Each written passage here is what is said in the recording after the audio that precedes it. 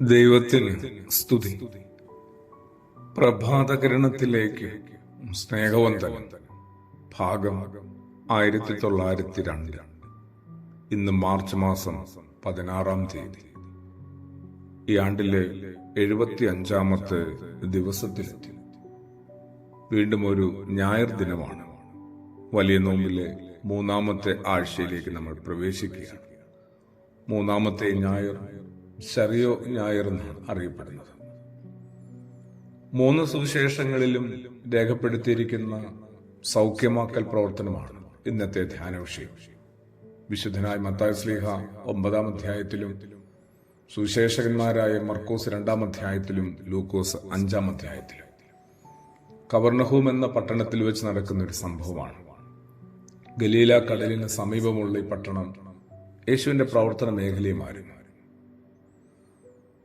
അവിടെ യേശുവിലുള്ള വിശ്വാസം ഉണ്ടായിരുന്ന 4 ആളുകൾ ഒരു പക്ഷപാതക്കാരനായ രോഗിയെ ചുമന്നുകൊണ്ട് യേശുവിന്റെ അടുക്കിലേക്ക് വരികയാണ്.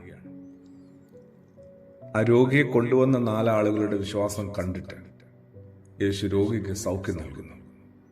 ശരിയോ എന്ന വാക്കിന് പക്ഷപാതക്കാരൻ എന്നാണ് അർത്ഥം.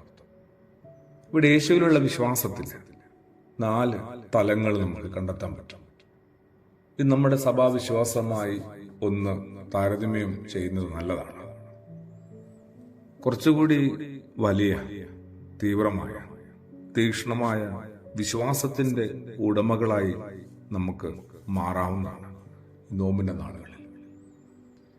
ക്രിസ്തുവിലുള്ള വിശ്വാസം ഒരു കൂട്ടായ്മയിലേക്ക് നയിക്കുന്നു. അങ്ങനെയാണ് പറയാനായിട്ട് ആഗ്രഹിക്കുന്നത്. ക്രിസ്തുവിലുള്ള വിശ്വാസം ഒരു കൂട്ടായ്മയിലേക്ക് നയിക്കേണ്ടതാണ്. നയിക്കുന്നുണ്ടോന്നാണ് ഒരു സങ്കടത്തിന്റെ സംശയം. യേശുവിലുള്ള വിശ്വാസമാണ് 4 ആളുകളെ ഒരുമിച്ച് കൂട്ടിവരുത്തിയത്. ആ കൂട്ടായ്മയിലൂടെ ഒരു രോഗിയെ യേശുവിന്റെ അടുക്കിലേക്ക് സൗഖ്യത്തിനായിട്ട് കൊണ്ടുവരാനായിട്ട് അവർ പ്രേരിപ്പിക്കപ്പെട്ടു. 2 കാര്യങ്ങളൊന്ന് ശ്രദ്ധിക്കാം. കുറച്ചും കൂടി യേശുവിലൊരു വിശ്വാസം, ആ വിശ്വാസത്തിൽ കുറച്ചുകൂടി ഒരു പ്രത്യാശ അർപ്പിക്കുക. സമാന വിശ്വാസികളുമായി നമുക്കൊരു പൊരുത്തം ഉണ്ടാവുക. അങ്ങനെയാണ് ഒരു കൂട്ടായ്മ രൂപപ്പെടുന്നത്. ഒരു വീടിനകത്ത് പോലും അങ്ങനെ ഒരു കൂട്ടായ്മയുടെ അനുഭവം ഉണ്ടാകാതെ പോകുമ്പോൾ എങ്ങനെയാണ് ആരാധനയുടെ മധ്യത്തിൽ, ഒരു ദേവാലയത്തിനുള്ളിലൊക്കെ ഒരു കൂട്ടായ്മ രൂപപ്പെടുന്നത്? എല്ലാവരും ക്രിസ്തുവിലെ പൊതുവായ വിശ്വാസികളാണെന്നൊരു ധാരണ പോലുമില്ല. യേശുവിലുള്ള പൊതുവായ വിശ്വാസം പങ്കിട്ടവരായിരുന്നല്ലോ ആ 4 ആളുകൾ. നമുക്കിടയിൽ അത്തരമൊരു പൊതുവിശ്വാസം പങ്കിടുന്നതിന്റെ അനുഭവം എന്തേ വളരാതെ പോകുന്നത്? അനുഭവത്തിൽ നിന്ന് എന്തുമാത്രം ഫലങ്ങൾ വളരാൻ സാധ്യതയുണ്ട് എന്നുമാണ് ഈ ഒരു അത്ഭുത പ്രവർത്തനം നമ്മളെ പഠിപ്പിക്കുന്നത്. കുറെ കൂടി നമുക്ക് ഈ ഇരുവശങ്ങളിൽ നിൽക്കുന്ന മനുഷ്യരുമായി കൈകൾ കോർത്തു പിടിക്കാം.